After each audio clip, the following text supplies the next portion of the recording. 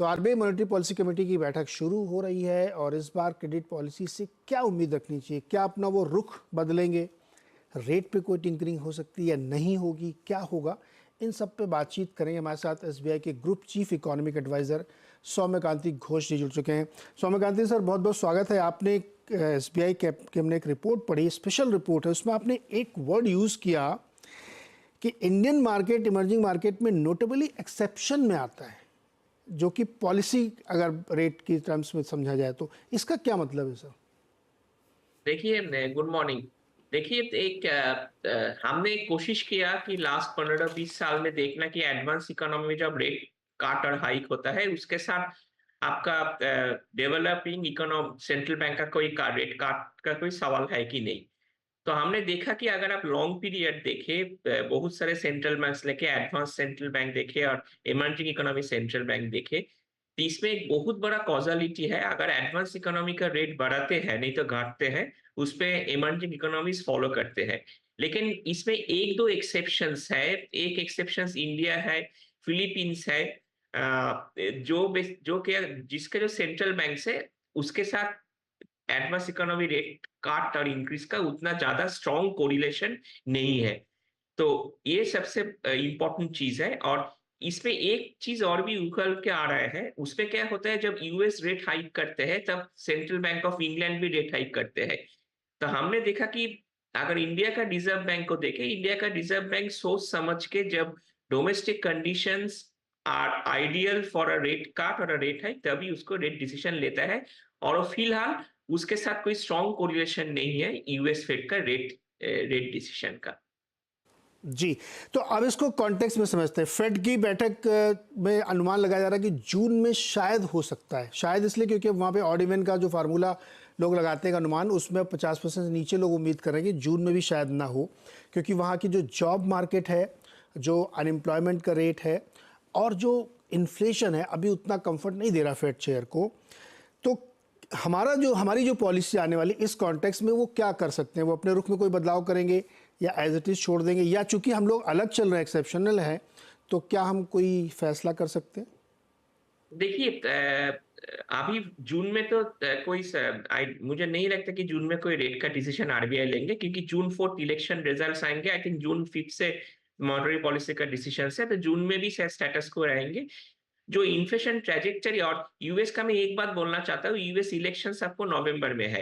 तो यूएस में अगर जून में रेट कट नहीं होते हैं तो इस साल 3 रेट कट होना मुश्किल लग रहा है, क्योंकि इलेक्शन का ज्यादा पहले वो रेट कट नहीं, उतना ज्यादा स्ट्रॉन्ग रेट कट नहीं करना चाहते हैं।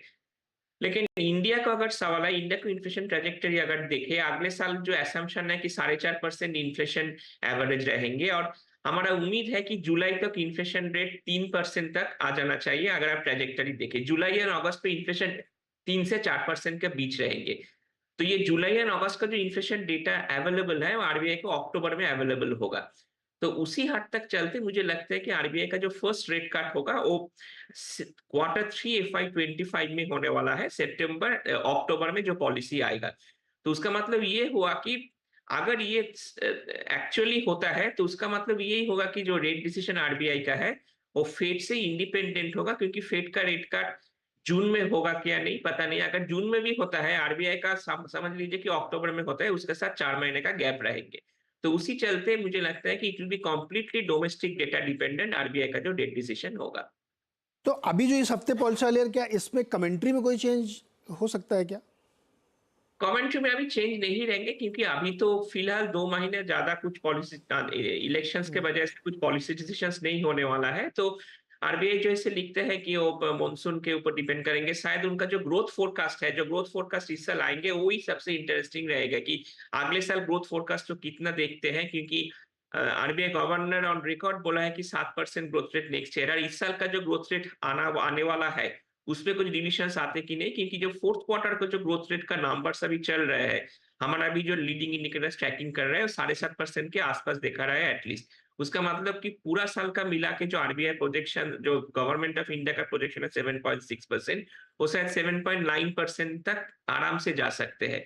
तो उसका मतलब कि आरबीआई अगले साल ग्रोथ रेट क्या देखते हैं, 7% में देखते हैं, ना 7.5% में देखते हैं, ना बीच में देखते हैं, ये मार्केट बहुत ध्यान से देखेंगे। और इन्फ्लेशन प्रोजेक्शन से मुझे नहीं लग रहा है कि ज्यादा कुछ डिफरेंस आएगा। मार्केट का एसम्पशन है कि 4.5% होगा, और जैसे इन्फ्लेशन चल रहा है मुझे लग रहा है कि आरबीआई उसमें ज्यादा टिंकरिंग नहीं करेंगे। तो जो ग्रोथ नंबर्स है, मार्केट्स उसको लेके बहुत सारा मार्केट उसको देखना चाहते हैं कि आरबीआई का क्या ग्रोथ प्रोजेक्शंस है। पॉलिसी में कोई चेंज नहीं होगा।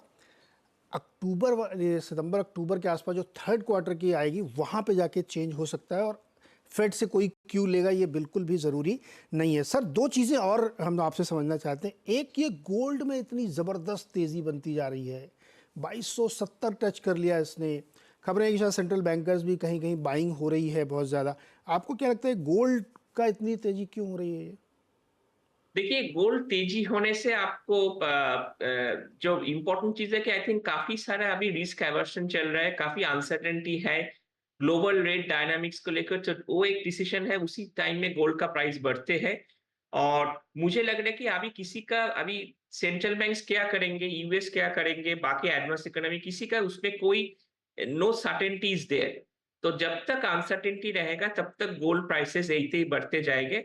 और गोल्ड, लेकिन अगर हम इसको पॉजिटिवली देखें, गोल्ड प्राइस बढ़ने के लिए जो सेंट्रल बैंक्स है काफी ज्यादा गोल्ड का खरीदारी किया है, उसका फॉरेन एक्सचेंज जो रिजर्व है उसको डाइवर्सिफाई हो सकता है फ्रॉम यूएस डॉलर। तो आगे चलते अगर ये यूएस डॉलर में कोई बदलाव आते हैं तो, और गोल्ड का ऐसे चलते हैं, तो आई थिंक ये एक चीज देखा सकते हैं कि फ्यूचर में जो फॉरेन एक्सचेंज रिजर्व है उसमें डाइवर्सिफाई होगा। और डाइवर्सिफिकेशन होने से जो दूसरा कंट्रीज का जो करेंसी है उसका फायदा मिल सकते हैं। ये इंटरेस्टिंग। सर, दो छोटे छोटे और सवाल आप समझना। एक, बैंक ऑफ जापान ने अपनी पॉलिसी ट्विकिंग करी है, उसका क्या असर ग्लोबल इकोनॉमी और मार्केट में आएगा? देखिए, ऑलरेडी तो ये देखा रहा है कि येन का काफी सारे वीकनेस आया है। और बैंक ऑफ जापान का जो उनका जो एडिनॉमिक्स बोल के जाते थे उससे शायद उनका डिपर्चर लिया है। तो बैंक ऑफ जापान का जो पॉलिसी है, ये ग्लोबल एक हिंट्स देता है ग्लोबल इकोनॉमी की कि ये जो हायर फॉर लॉन्गर का जो था हाइपोथेसिस था वो जल्दी जाने वाला नहीं है। क्योंकि आप हमारा रिपोर्ट अगर पढ़े उसमें हम देखेंगे कि यूएस का जो लेबर मार्केट्स है वो एक पिक्यूलियर स्ट्रक्चरल शिफ्ट हुआ है, जहां पर अनएम्प्लॉयमेंट आपका 4% नीचे रहेगा, लेकिन जॉब वैकेंसी रेट ऊपर रहेगा।